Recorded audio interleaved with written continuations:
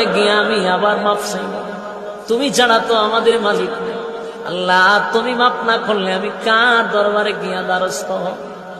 আর আমার মতো গুনাহগারে যদি মাফ না করে জাহান্নামের আগুনে জ্বালাও, বলো না তোমার কি ফায়দা হবে, তোমার কি লাভ হবে? এইভাবে 40 দিন টানা কান্না শুরু করছে। কানতে কানতে কানতে চোখ দিয়া পানি পড়ে না, এখন রক্ত পড়ে। এমন কান্না কানছে রে, এমন ভাবে তওবা করছে, তওবা করতে গিয়ে আমার মালিক নিয়ে তো খুশি করা করছে। কালতে কালতে কঙ্কাল হয়ে গেছে, চোখ দিয়া পানি পড়ে না, এখন রক্ত পড়ে।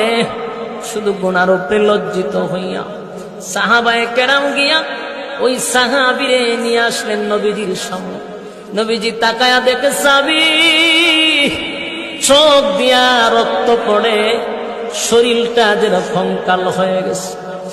আল্লাহর নবী তাকায়া দেখে যেই মাত্র সাহাবী নবীর সামনে হাজির, শরীরটা তো অর্ধেক কঙ্কাল হয়ে গেল, চোখ দিয়া রক্ত পড়তেছিল, আর শরীরে শক্তি নাই, কথাও বলতে পারে না। এমত অবস্থায় নবী